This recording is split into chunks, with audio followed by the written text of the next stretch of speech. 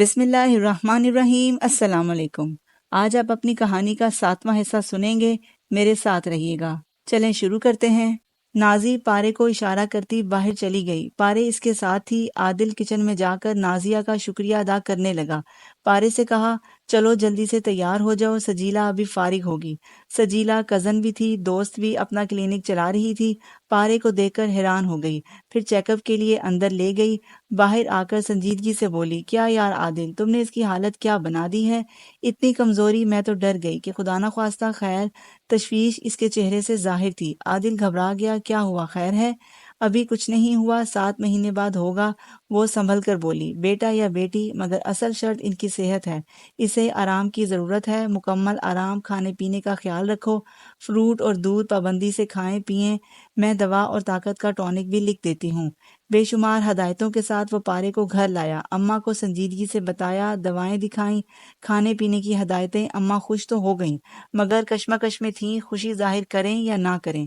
آپا نے منہ بنا لیا، بے یقینی سے، جیسے کہہ رہی ہوں ڈرامہ باز، سب جانتی ہوں۔ عادل نے پارے کو نازیہ کے سپرد کر دیا۔ نازیہ تو خوشی سے ناچنے گانے لگی، پارے کو بستر پر لٹا دیا۔ پارے کے چہرے پر مسکراہٹ نمودار ہوئی۔ دیکھو، سجیلا نے مکمل آرام کی تاکید کی ہے، ذرا بھی بے احتیاطی ہوئی تو کوئی بڑا نقصان ہو سکتا ہے۔ عامر سے فروٹ روز منگوا لینا اور آپا سے ہوشیار رہنا تمہاری ذمہ داری ہے۔ فکر نہ کرو بھائی، اب میں جانوں اور میرا کام۔ عادل پرسکون ہو گیا۔ رات میں پارے کو مکان کے بارے میں، اپنے منصوبوں، مستقبل کی خوشیوں کے بارے میں بتاتا رہا۔ پارے حسب عادت چپ، نہ جانے کون سے خدشات اس کے ذہن میں پل رہے تھے۔ صبح ایک دوست کو لینے ایئرپورٹ جانا پڑا جو لندن سے آ رہا تھا۔ دبئی ہوتا ہوا اور بھی دوست مل گئے۔ گھر فون کر دیا کہ دیر سے آؤں گا، مگر رک نہ سکا۔ پہلے فون کر کے چھٹی بڑھائی، نہ جانے چھٹی حس کون سے اشارے کر رہی تھی۔ گھر آیا، پارے کمرے میں نہ تھی، بستر خالی، کمرہ خالی، نازیہ غائب۔ باہر نکل کر دیکھا، وہ اماں کے کمرے میں بھی نہ تھی۔ زینے پر آہٹ سی ہوئی، وہ اوپر دیکھنے لگا۔ بے یقینی تھی۔ پارے سب سے اوپر والی سیڑھی پر ایک لوہے کے بکس کو کھینچ رہی تھی، پرانا لوہے کا بکس جو ردی کتابوں اور پرانے کاغذات کا امین تھا۔ عادل خطرے کو بھانپ کر 2 سیڑھیاں پھلانگتا اوپر پہنچا۔ وہ بکس کو ایک سیڑھی نیچے تک تو کسی طور کھینچ لائی تھی، مگر اس کی ٹانگیں کانپ رہی تھیں۔ یہ باکس نیچے لے جانا تھا، مجھ سے نہیں ہو رہا۔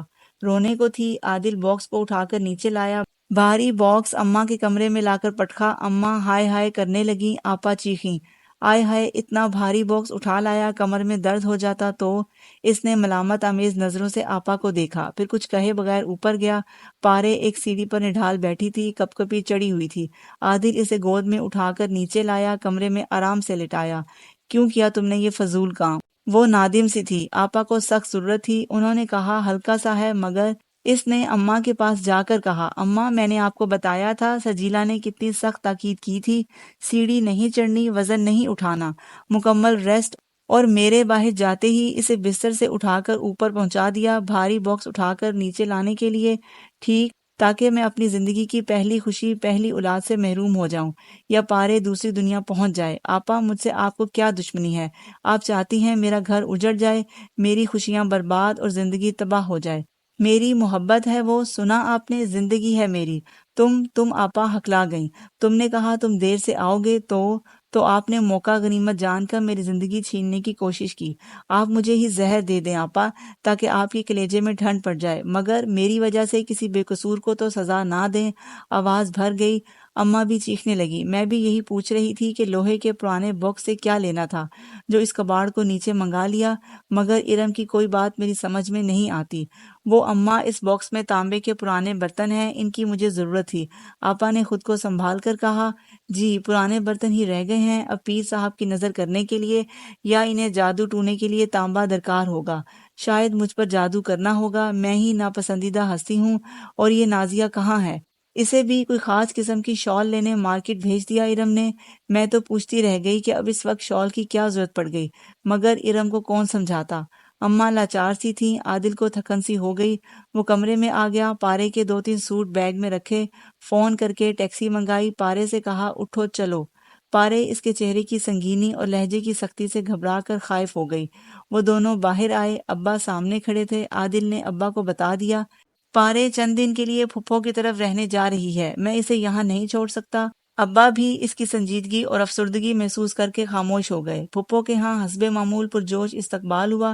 عادل نے اکیلے میں پھپھو کو روداد سنا دی۔ پھپھو، کم از کم ایک ہفتے کے لیے پارے کو مکمل آرام کا موقع مل جائے۔ ڈاکٹر نے اس کی صحت کی طرف سے پریشانی کا اظہار کیا ہے اور وہاں کسی کو اس بات کی پرواہ نہیں۔ پھپھو نے اطمینان دلایا، ٹھیک ہے، میں اس کا خیال رکھوں گی۔ حیرت ہے بھابھی نے ارم کی اجازت کے بغیر تمہارے ساتھ آنے کیسے دیا؟ روب جما کر لایا ہوں، وہ ہنسا۔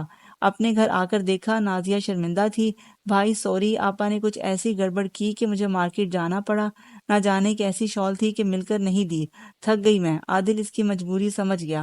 شام کو وہ اور نازیہ پھپھو کے گھر گئے۔ وہاں تو ماحول ہی بدلا ہوا تھا، کسی جشن کا سماں تھا۔ پھپھو خوشی سے بے حال عادل کی بلائیں لینے لگی۔ ارے بیٹا، تم نے تو مجھے وہ خوشی دی ہے کہ جس کی مجھے امید نہ تھی۔ ارے عادل، پارے کوئی غیر نہیں، ہماری اپنی ہے، میری صالحہ کی بیٹی، تمہاری پھپھو کی اولاد۔ جگ جگ جیو، شکرانے کے کتنے نفل پڑھ چکی ہوں، تسلی نہیں ہو رہی۔ عادل کو کرنٹ سا لگا، وہ دوڑا پارے کی طرف، بس نہیں چل رہا تھا کہ کیا کرے۔ آپ نے کبھی پوچھا ہی نہیں؟ پھپھو نے میری امی کا نام پوچھا، میں نے بتا دیا تو وہ خوشی سے اچھل پڑی۔ تم تو چھپی رستم نکلی۔ خالہ کو شک تھا کہ تم پھپھو سے ملتی ہو شکل میں اور چال میں، اور میں بے وقوف ان کا وہم ہی سمجھتا رہا۔ ابا کو فون کیا، انہیں پارے کے نئے رشتے کے بارے میں بتایا۔ ابا خوشی سے بےتاب ہو کر بولے، ارے اتنی بڑی خوشخبری بغیر مٹھائی کے، فوراً میری بھانجی کو لے کر آؤ۔ صالحہ، کیسی غلطی ہوئی مجھ سے، صالحہ کی خیر خبر ہی نہ لی کبھی، افسوس۔ اب ان کی آواز میں نمی تھی۔ پچھتاوے انسان کو کس طرح زخم لگاتے ہیں، کاش کبھی کوئی اپنوں سے دوری کے نقصان کا اندازہ لگا لیا کرے۔ اتنا بڑا انقلاب زندگی میں آیا تھا، اگر پارے سے شادی نہ کرتا، انکار کر دیتا، تو وہ بھی ایک بڑے خسارے سے دوچار ہو سکتا تھا۔ اپنی فہم و فراست پر وہ اپنی پیٹھ ٹھونکنے لگا۔ پھپھو اور ان کے بیٹے بیٹیاں پارے کو لے کر مٹھائی لے کر گھر پہنچے تو ابا سب سے زیادہ خوش تھے۔ پارے کو گلے لگا کر رونے لگے، مرحومہ بہن کی یاد نے سلے ہوئے زخم چھیل دیے تھے۔ اماں نے بھی خوشی کا اظہار کیا، مگر آپا، وہ جو نہانے کے لیے باتھ روم میں گئی تھی تو نکلی ہی نہیں۔ سب پریشان تھے، جیسے جیسے ٹائم گزرتا گیا پریشانی بڑھتی گئی۔ یہاں تک میرے ساتھ رہنے کا بہت شکریہ۔ آپ لوگوں کو آج کی ویڈیو کیسی لگی ضرور بتائیے گا۔ میری دعا ہے کہ اللہ آپ کو آسانیاں عطا فرمائے اور آسانیاں تقسیم کرنے کا شرف عطا فرمائے۔ جزاک اللہ۔